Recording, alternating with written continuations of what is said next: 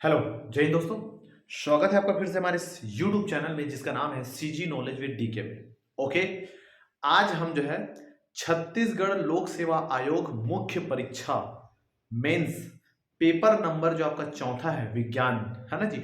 उसी विज्ञान में आपका तीन जो पेपर है, तीन खंड है, उसमें तीन खंड में जो तीसरा नंबर का जो खंड है प्यारे बच्चों, तीसरे नंबर का जो खंड है वो है कौन सा आपका भारत का जैव भौगोलिक वर्गीकरण।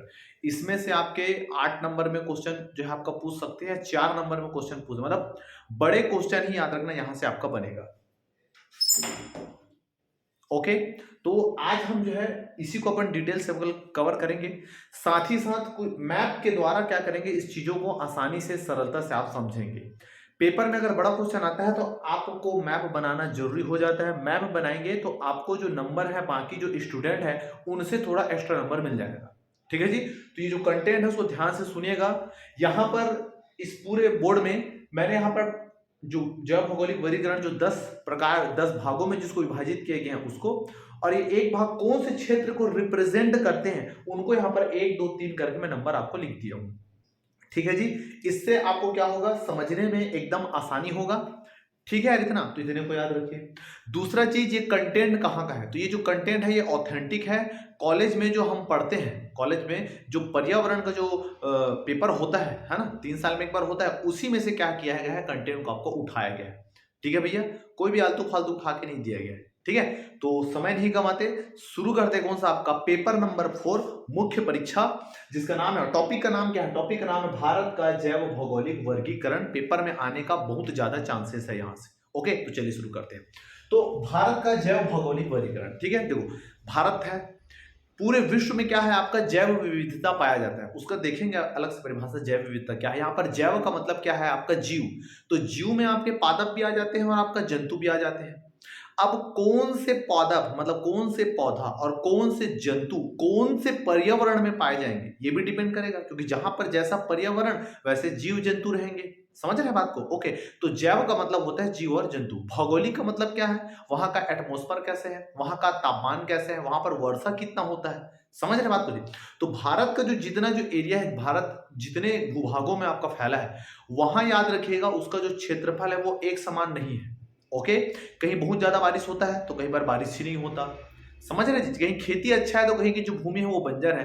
तो उसी के आधार पर क्या किया गया है, वन और पर्यावरण जो मंत्रालय है, वन और पर्यावरण याद रखना जो मंत्रालय है, वो जो है वनस्पति, पौधे और जंतुओं की विविधता के आधार पर, है ना, वनस्पति और जंतुओं की विविधता के आधार पर पूरे भारत को, याद रखिएगा, पूरे भारत को 10 भौगोलिक क्षेत्रों में क्या किया गया है आपका, विभाजित किया गया है, और वही कहलाएगा भारत का जैव भौगोलिक वर्गीकरण। ओके, तो वन व पर्यावरण मंत्रालय भारत सरकार के द्वारा वनस्पति और जंतुओं की विविधता के आधार पर पूरे भारत को जो है 10 भौगोलिक क्षेत्रों में, 10 भौगोलिक क्षेत्रों में क्या किया गया है प्यारे बच्चों, आपका विभाजित किया गया है। अब हम एक एक करके क्या करेंगे, एक एक चीज को देखेंगे। ठीक है जी। पहला अब देखेंगे, जैसे है ना क्षेत्र है, 10 क्षेत्र है। तो एक जो क्षेत्र है, जिस क्षेत्र का नाम है ट्रांस हिमालय, आपने जियोग्राफी में पढ़ा होगा, पेपर नंबर है ना जो आपका 5 है। तो ट्रांस जो हिमालय है, इसमें क्या देखना है, पहला देखना है कि लोकेशन कहां पर है। दूसरा चीज अपने को ये देखना है कि वहां का वातावरण कैसा है। ठीक है, पहला लोकेशन, वातावरण देखना है। तीसरा चीज, कौन से जंतु पाए जाते हैं और कौन से पादप पाए जाते हैं, बात खत्म। इसके अलावा और आपको डिटेल में घुसने की जरूरत नहीं है कि उस बुक में ज्यादा दिया है इसमें कम बताया है, बाबू रे लिख नहीं पाओगे, लाइन बहुत ही कम है आपके पास। ठीक है जी। तो मटेरियल को कंसाइज करो और मेन मेन वर्ड को पकड़ो। ऐसा नहीं कि पूरा कुछ भी 10 लाइन का, 55 लाइन का, 6 लाइन का लिख ला के बैठे हो तो कोई मतलब नहीं है, वहां जाके आप लिख नहीं पाओगे। दूसरा चीज, ये 10 पॉइंट है, कोई 3 पॉइंट 4 पॉइंट रहता तो बात अलग है। ठीक है, तो पहला देखते हैं कौन सा, ट्रांस हिमालय। ट्रांस हिमालय अगर देखोगे तो जो भारत का जो उत्तरी वाला जो हिस्सा है, ये वाला जो 1 नंबर में डाला हूं, ये क्या है, ये पूरा कौन सा है आपका ट्रांस हिमालय। ट्रांस हिमालय की बात करें तो आपको पता है जो ट्रांस हिमालय है, ये जो क्षेत्र है, कुछ जो चीज है मैं यहाँ पर नहीं लिखा हूं। ट्रांस हिमालय जो क्षेत्र है वो जम्मू कश्मीर, वर्तमान में जम्मू कश्मीर और व लद्दाख के क्षेत्र में, मतलब भारत के उत्तरी हिस्से में जम्मू कश्मीर व लद्दाख हिस्से में क्या हुआ है आपका, फैला हुआ है। ये जो क्षेत्र है वो अत्यंत ठंडा, अत्यंत ठंडा व शुष्क क्षेत्र है, ठंडा व शुष्क क्षेत्र है। यहाँ केवल और केवल अल्पाइन प्रजाति के क्या पाए जाते हैं, आपका वृक्ष पाए जाते हैं। अल्पाइन का मतलब जो ऐसा रहता है ना, समझ रहे हैं बात को, ऐसा वो क्या बोलते हैं, क्रिसमस ट्री वैसे टाइप का। अल्पाइन प्रजाति के क्या पाए जाते हैं, आपका वृक्ष पाए जाते हैं। और जंतुओं में क्या पाए जाते हैं, आपके पेपर के लिए वृक्ष कौन सा, जंतु, बस ये इंपॉर्टेंट है, दूसरा लोकेशन, ठीक है। तो जंतुओं में क्या पाए जाएंगे, जंतु पाए जाएंगे हिम तेंदुआ, दूसरा आपका तिब्बती भेड़िया, और तीसरा है कौन सा, आपका मारमोट। ओके, हिम तेंदुआ, तिब्बती भेड़िया और आपका मारमोट, ये कौन से जंतु हैं, ज्यादा जानकारी के लिए आप गूगल में फोटो सर्च कर लेना, आपको मिल जाएगा, ठीक है। तो हो गया आपका ट्रांस हिमालय, लोकेशन कहाँ है आपका, जम्मू कश्मीर लद्दाख वाले एरिया में। दूसरा आता है हिमालय क्षेत्र। हिमालय क्षेत्र की अगर आप बात करोगे तो हिमालय आपको पता है, हिमालय एक ही है लेकिन चार भाग, ट्रांस हिमालय, वृहद हिमालय, मध्य हिमालय, शिवालिक हिमालय, ऐसा है। तो हिमालय का पूरा अगर लोकेशन देखोगे तो ये पूरा यहाँ पर एरिया जो है, पूरे हिमालय यहाँ पर क्या हुआ है, आपका फैला है। चूंकि भारत में हिमालय केवल यहाँ तक है भैया, ये एरिया तो आपका वो है ना, चीन का पड़ जाता है, नेपाल का हिस्सा पड़ जाता है। तो अपने को याद रखना इस हिस्से से कोई मतलब नहीं है, क्योंकि अपने को भारत का वर्गीकरण करना है, इसलिए अपने को याद रखना जो आपका अदर पड़ता है उससे अपने को कोई भी मतलब नहीं है। तो दूसरा नंबर का हिस्सा आपका ये है। तो हिमालय का याद रखना क्षेत्र कौन कौन से इसमें पड़ता है, तो जम्मू कश्मीर, लद्दाख, हिमाचल प्रदेश, उत्तराखंड, इन एरियो में क्या है आपका ये फैला हुआ है, ठीक है जी। और हिमालय के दो पोर्शन है, एक है कौन सा आपका पूर्वी हिमालय और एक कौन सा आपका पश्चिमी हिमालय, पूर्वी हिमालय और आपका पश्चिमी हिमालय। तो हिमालय पूर्वी हिमालय पश्चिमी हिमालय में विभाजित है। पूर्वी हिमालय की अगर बात करोगे, इधर अगर बात करोगे, इधर तो इधर जो है वर्षा अधिक होता है, वर्षा अधिक होता है, और अधिक वर्षा है मतलब वहां पर पादप भी ज्यादा पाए जाएंगे, वहां पर जंतुओं की क्या होगा, आपका विविधता होगा, समझ रहे हो। तो अधिक वर्षा तो अधिक वहां पर क्या होगा, आपका विविधता होगा। जबकि पश्चिमी जो हिमालय है वो बर्फीली एरिया होने के कारण याद ना, यहाँ पर जो जीवों की जो विविधता है, जो सघनता है, ये क्या है यहाँ पर आपका कम है, ठीक है। आपका ये हो गया। दूसरा कौन कौन से जीव जंतु इस क्षेत्र में पाए जाते हैं, तो उसमें एक है कौन सा आपका सांभर, है ना, सांभर। दूसरा आपका कस्तूरी मृग, उसके अलावा भूरा भालू आदि प्रकार के क्या है आपका जो जंतु है, जो जानवर यहाँ पर आपका पाए जाते हैं, ठीक। ये दो। तीसरा आता है कौन सा, भारतीय मरुस्थल। भारतीय मरुस्थल मतलब ये वाला, ये तीसरा दिख रहा है ना आपको, ये गुजरात का जो और राजस्थान का जो एरिया है ना, ये है आपका भारतीय मरुस्थल, मतलब राजस्थान का पूरा एरिया मान के चलिए। तो एरिया कहाँ पर है, गुजरात है, राजस्थान है, ये क्षेत्र मतलब भारत का पश्चिमी हिस्सा। थार से लेके, थार मतलब राजस्थान में है ना, थार से लेके कच्छ के रण तक याद रखना है क्षेत्र क्या है आपका फैला है। यहाँ पर पादप विविधता अपेक्षाकृत कम देखने को मिलता है भैया, रेतीली जमीन है, कहाँ वहां पर ज्यादा आपका पादप मिलेगा, है ना। तो यहाँ पर सघनता जो है कम देखने को मिलता है, तो पादप विविधता अपेक्षाकृत कम देखने को मिलता है। इसके अलावा जो जंतु जो मिलते हैं, जंतु उसमें कौन कौन है, तो उसमें है चिंकारा, कृष्ण मृग, लोमड़ी और आपका मरुस्थली चूहे, है ना, ये यहाँ पर क्या होते हैं आपका पाए जाते हैं भारतीय मरुस्थल में, ठीक है। चौथा होता है अर्ध शुष्क क्षेत्र। अर्ध शुष्क क्षेत्र का मतलब नमी भी है और गर्मी भी है, मतलब देखोगे तो तीसरे पर जो चौथा है, राजस्थान का कुछ जो एरिया है, गुजरात का कुछ जो एरिया है, और उसके अलावा एमपी का जो पश्चिमी जो हिस्सा है, वहां पर जो है जो क्षेत्र है वो कौन सा है आपका अर्ध शुष्क क्षेत्र है। यहाँ पर मुख्य रूप से बोलोगे तो एशियाटिक शेर पाए जाते हैं, है ना, एशियाटिक शेर। उसके अलावा है ना, एशियाटिक क्या पाया जाएगा आपका शेर, है ना। उसके अलावा क्या है आपका घड़ियाल, साइबेरिया क्या है यहाँ पर आपका पक्षी। इसके लिए याद ना ये क्षेत्र बहुत क्या है आपका प्रसिद्ध है। तो मैं क्या बोला, पहला चीज क्या बोला, आपका क्षेत्र कौन कौन से एरिया है, कौन कौन से राज्य है, राजस्थान है ना, गुजरात है, महाराष्ट्र मतलब हल्का सा महाराष्ट्र का जो ऊपरी बॉर्डर पड़ता है आपका वो हो जाएगा। तीसरा क्या हो जाएगा आपका मध्य प्रदेश का जो पश्चिमी जो हिस्सा है, पश्चिमी जो बॉर्डर है, वो वाला हिस्सा क्या करेगा इसमें आपका आएगा, ठीक है। तो कौन कौन से जीव जंतु पाए जाते हैं उसको देख लीजिएगा। पांचवा आता है उसके बाद कौन सा, पश्चिमी घाट। पश्चिमी घाट मतलब ये पूर्वी घाट और ये आपका पश्चिमी घाट। जो पश्चिमी घाट है जो लंबा से जो ये ऐसा ये जो डांड पड़ा है यहाँ पर, केवल ये वाला हिस्सा, ये इसको देखिए, तो ये है कौन सा आपका पश्चिमी घाट, ठीक है। पश्चिमी घाट की अगर बात करें तो पश्चिमी जो घाट है, याद रखना जैव विविधता की दृष्टि से बहुत ही ज्यादा जैव विविधता वाला जो क्षेत्र है वो कौन सा है आपका पश्चिमी घाट। इसीलिए भारत का हॉट स्पॉट जो क्षेत्र है वो किसको बोलते हैं, वो किसको बोलते हैं आपका, इसको बोलेंगे, ठीक है, ओके, पश्चिमी घाट को।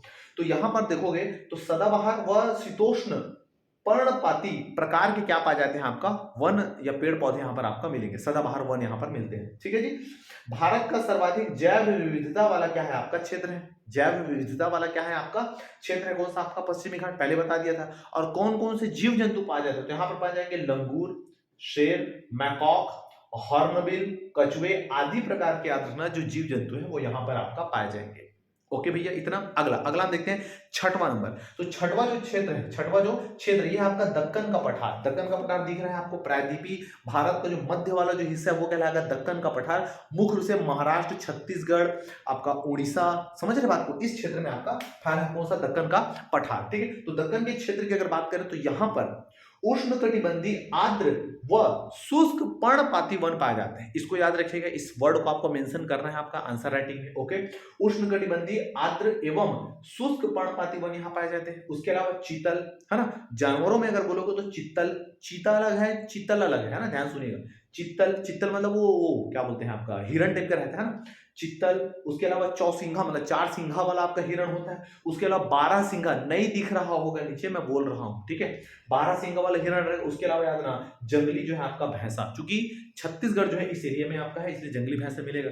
अगर आप चाहें तो कुछ और ऐसे जंतु हैं उनका नाम जो इस क्षेत्र में पाए जाते हैं उनको लिख सकते हैं। ऐसा नहीं है कि सफेद भालू यहाँ पर पाया जाता है ना, ऊपर पाया जाएगा वो, है ना, तो उसको मत ठूस देना भैया, है ना, तो थोड़ा सा दिमाग लगा लेना। ठीक है, तो ये 6 हो गए कौन सा आपका क्षेत्र। अगला 7वां देखते हैं, गंगा का मैदान। दिख नहीं रहा होगा आपको, लाइट चमक रहा होगा, मैं बोल रहा हूं। ओके, गंगा का क्या है आपका मैदान। देखो, अब गंगा का मैदान की बात करोगे तो उत्तर जो भारत है, मतलब उत्तर जो प्रदेश वाला जो क्षेत्र है वो है कौन सा, गंगा का मैदान। एक समय में यहाँ पर याद रखना आपका मिट्टी की जो उर्वरा था, मिट्टी की जो उपजाऊपन था वो बहुत याद रखना क्या है आपका ज्यादा था। लेकिन वर्तमान में क्या हुआ है, वनों के लगातार दोहन से और रासायनिक खादों को उपयोग के कारण क्या हुआ है, ये भूमि बंजर हो गया। भूमि बंजर होने का क्या हुआ, यहाँ पर जो पादप है, जो वनस्पति है, क्या हो गया आपका, क्षरित हो गए। समझ रहे बात को, तो ये क्षेत्र में क्या हुआ आपका, जो पादप वन थे क्या हो गया, पूरा आपका क्षरित हो गया। फलस्वरूप क्या हुआ, प्रजाति की जनसंख्या में क्या हुआ आपका, कमी पाया जाएगा, कमी पाया। उसके अलावा पौधों की कुछ प्रजाति, दोनों में क्या हुआ आपका, कमी अपने को देखने को मिलता है। तो ये 7वां जो क्षेत्र है ये कौन सा है आपका, गंगा का मैदान। ठीक है, तो क्या है, मिट्टी की उर्वरता में कमी। इस तरह क्यों, क्योंकि वनों का लगातार क्या हुआ है आपका, दोहन हुआ है।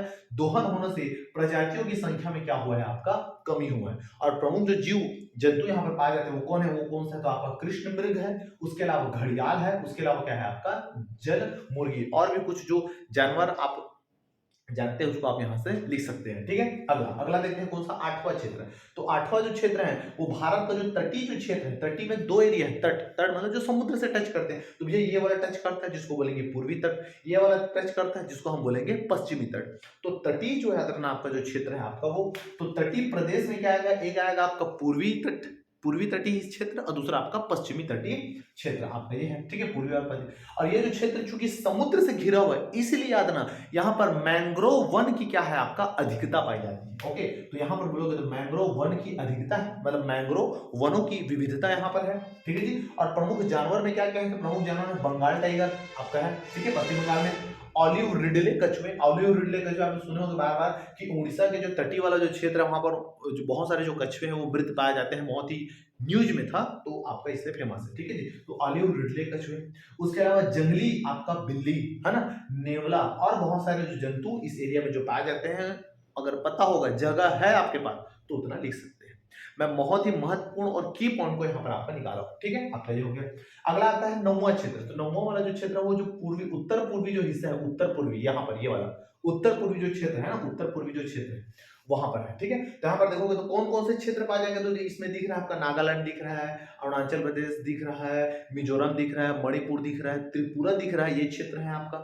समझ रहे बात को जी, तो आपका ये तो उष्णकटिबंधीय सदाबहार व शीतोष्ण कटिबंधीय तथा मानसूनी प्रकार के क्या पाए जाते हैं आपका, वन पाए जाते हैं कौन सा आपका, इस उत्तर पूर्वी क्षेत्र में।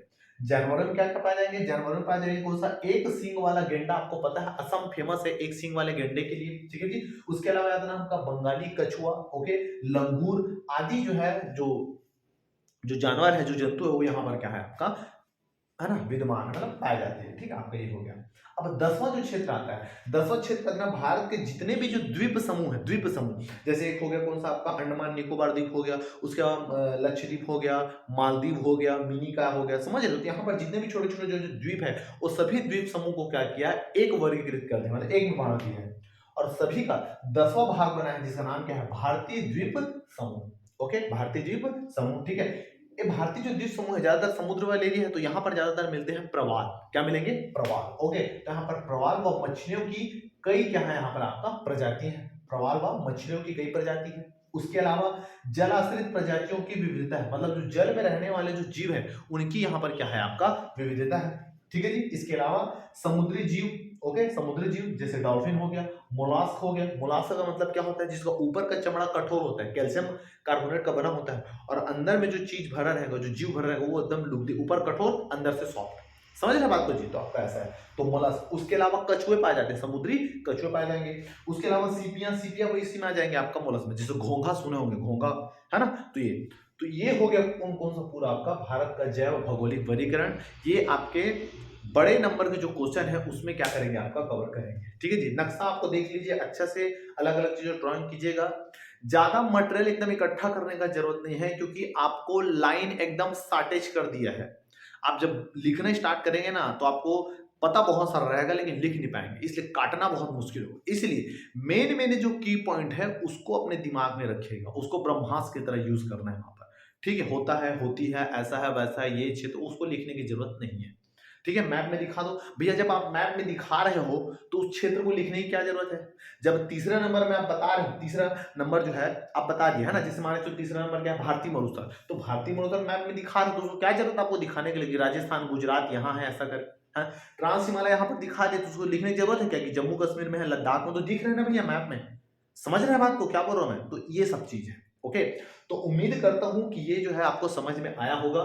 ठीक है जी, पेपर के लिए बहुत ज्यादा इंपॉर्टेंट है। इसके अलावा छत्तीसगढ़ के जितने भी जो पोर्शन है, चाहे हिस्ट्री की बात करो, चाहे जनजाति की बात करो, चाहे और कल्चर की बात करो, वो सभी वीडियो हमारे यूट्यूब के जो टेलीग्राम है उसमें आपको मिल जाएगा। और इसी तरह हम आगे आगे जितने भी जो पेपर है, पेपर 7 तक, उसमें सभी टॉपिक को कवर करेंगे। तो मिलते हैं नेक्स्ट वीडियो में, तब तक के लिए जय भारत, जय छत्तीसगढ़, नमस्कार।